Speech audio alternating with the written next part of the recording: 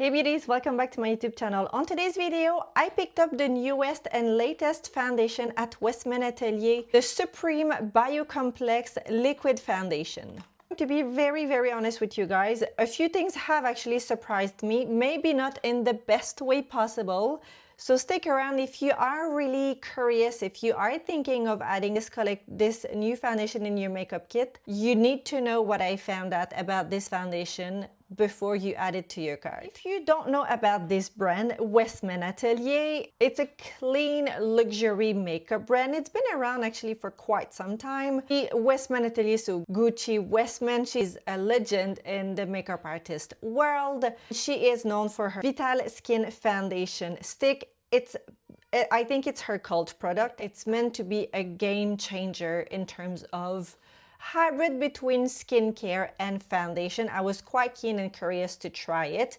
This is not PR. I purchased the foundation myself. I purchased the foundation at Space NK here in the UK. It retails at £65. All of her products are clean beauty, but I don't know if nowadays clean beauty actually means, I feel like there's barely no more nasties in the makeup product. It's packed with skincare and it's meant to be giving you visible result in only 4 weeks, but you do need to use the foundation almost every day. It is a second skin finish. It's got bio-fermented ingredient as well into the formula. It's got exosome technology. It's got ceramide as well. It's also meant to give you a hydrated medium coverage finish. So all the good things, but does it actually delivers? This is how the product is looking. It's got quite a bit of weight onto it. It's a glass bottle and you have the cap. It's not a magnetic cap. You do need to push it when you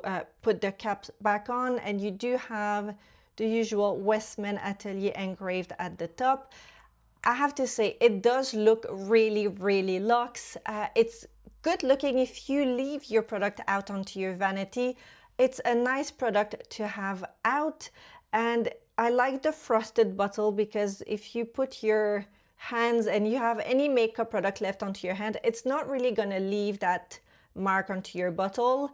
However, it is quite heavy, so if you are traveling, it's not the most travel friendly packaging, but medium coverage foundation that blurs and smooth out everything with a natural hydrated finish. I have to admit also the range of shade is really good. All right, let's apply the foundation. As I mentioned, I have shade light 1, and I'm going to do just one side of my face so we can compare. This is how it looks. It's quite runny. It's quite liquid and runny, and I'm going to use a dense brush. This is from Victoria Beckham, the number 12. Yeah, it is quite light, but let's see. It might oxidize. I don't have any primer, just sunscreen. Ooh, it applies really nicely and it's very stretchy. A little light, but I think for winter it might be the perfect shade, and I can always warm it up with a little bit of bronzer.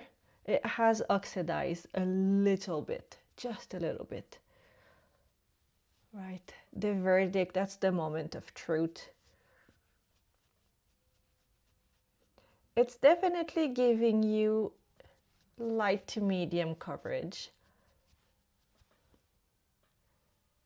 It's supposed to be very blurring and smoothing.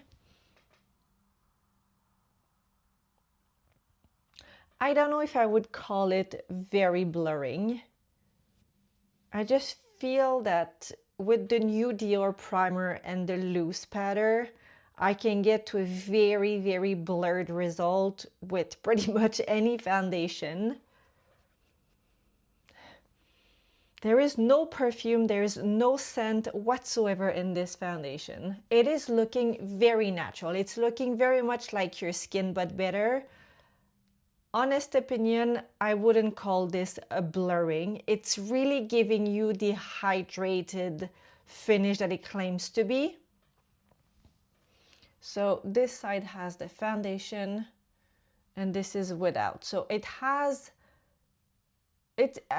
definitely medium coverage, somewhat buildable as well, but it stays, yeah, it stays very dewy, it stays sticky. But in my honest opinion, it's not a blurring foundation. I wouldn't go as far as saying it's blurring. It's definitely smoothing in a sense that it's feeling so hydrating and quite locks onto the skin. It feels a little bit like watery to a certain extent. It doesn't feel creamy like and rich like the new Glow foundation from Guerlain that I absolutely love. This feels a little bit more like, yeah, something a little bit more watery. It's very stretchy, as you saw. Let's do the other side as well, where I have a little bit more melasma here. So it does give you a buildable medium coverage for sure. It feels really light onto the skin, easy to apply. Once it's onto your skin, you don't really feel like you're wearing anything. It feels like you've just applied more like a serum or something very hydrating and quite pleasant. However, it stays very glowy. I think the new marketing trendy word is the hydrated feel to say that it's very glowy.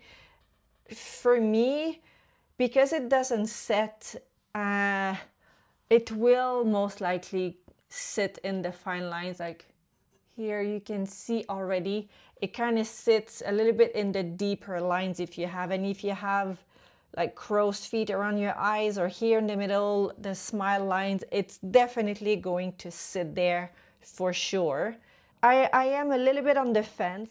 The direct competitor, or something that is very, very close in terms of how it looks and feels and what's available on the market, you have the Chanel Sublimage, l'Essence de Teint. It's a very similar kind of look and feel. You also have La Mer, the Soft Fluid Long Wear Foundation that will give you again that same kind of second skin, very luminous, very glowy, hydrated finish. You also have the Clé de Peau Beauté, the foundation as well, that will give you more or less the same look. Otherwise, if you like clean and serum-like alternative, they're a little bit more like skin tint. You have the Ilia, the Super Serum Skin Tint that has SPF 40 in the formula. Otherwise, the Cosas Reveal Skin Improving Foundation, because it's got skincare as well, or the Rose Ink Enhanced Luminous Skin Tint. So these are all other alternatives that are very, very close to this. Let's have a look at the ingredient at this, what is supposed to be a pioneer and cutting edge foundation. You have exosome technology into the formula. It's a clean and silicone-free makeup foundation as well. So the exosome delivery system, it's a targeted messenger, but honest opinion here, the exosome will be very active and really good if they are injected into your skin. If it's just applied directly onto the surface of your skin, you're not going to see that much result. It's great that it's there, but it's not going to be giving you a complete facelift because you've used this for 2 weeks. It's meant to be clinically proven as well that the foundation will brighten and smooth out and firm your skin if you do wear the foundation for 4 weeks minimum consecutively. Weightless blur, I can tell you right away, it's not the most blurring foundation, and it's a clean formulation. There is no silicone, as I mentioned, or microplastic. Now that I've tested the foundation 100%, I do agree that it still gives you that second skin feel and look, and it's very, very light onto the skin. I do not agree with the blurring power of this foundation. Like, I powdered my face and you can still very much see all the pores. It stays extremely dewy and wet onto your skin. So I think to say that it's a hydrated look, for me, is just a great new marketing way to say it's a glowy foundation. It does give you that second skin, very nice looking skin, plump look, as you can see.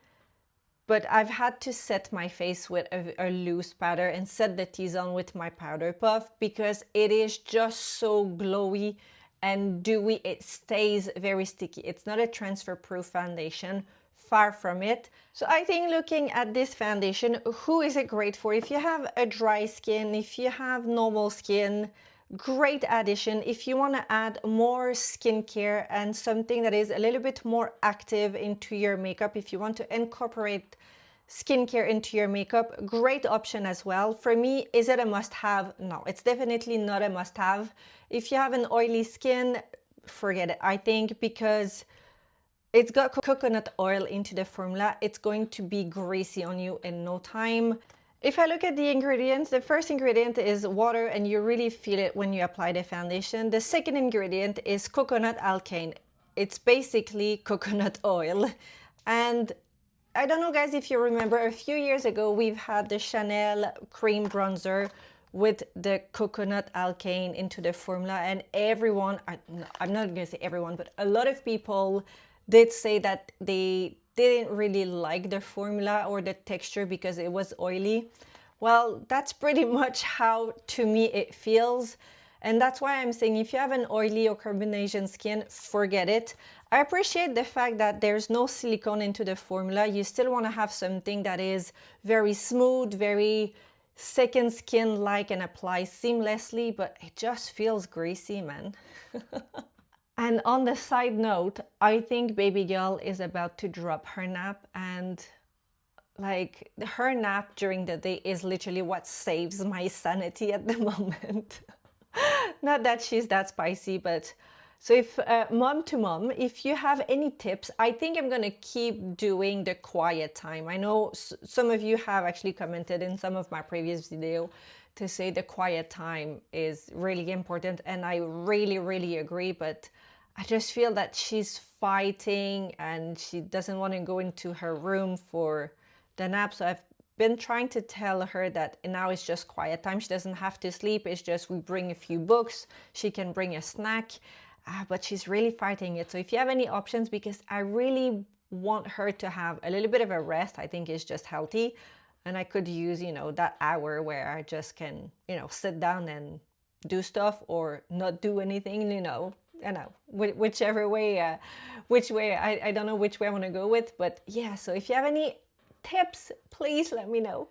Final thoughts, verdict, who is this foundation for? If you have a dry skin, if you have a very sensitive skin, if you live in a very dry climate, or maybe for winter, maybe a good addition for you. For me, I am not sure I'm gonna actually keep the foundation, because if I have, like, I like how it looks now, but I've applied the foundation literally an hour ago. I by far prefer using my Parure Gold Skin from Guerlain. It's got equally great skincare into the foundation. It's got a beautiful rich texture. It's got silicone into the foundation, but at least it's not greasy. It looks great. It stays in place. It's super long wear. This is long wear as well. It doesn't claim to be the most long wear foundation, but it does claim to be blurring, which I don't agree. I think for 65 pounds, I can pay 10 pounds more and have something that is just looking so luxe onto my face. They both have the same weight. They both look really good onto your vanity. I think it comes down to what's your skin type, what are you looking in terms of product or formula. For me, I don't get the hype. Is it worth it? Opinion, no. I can't believe I'm saying this. I'm usually quite happy and excited about every product. This one, no, I don't think it's a must-have. So now I'm quite curious for you to tell me what you think. Let me know in the comments. Are you planning on purchasing it? Maybe now you're going to skip it because of me. If you are new to my channel, don't forget to subscribe. I review all the latest luxury beauty product, and we have so much upcoming. Fall is a great season for new luxury launches. Think of me as your BFF that might actually save you some money down the line. Also, don't forget to follow me on socials. Thank you so much, guys, for being here, and I will see you next time. Bye, guys.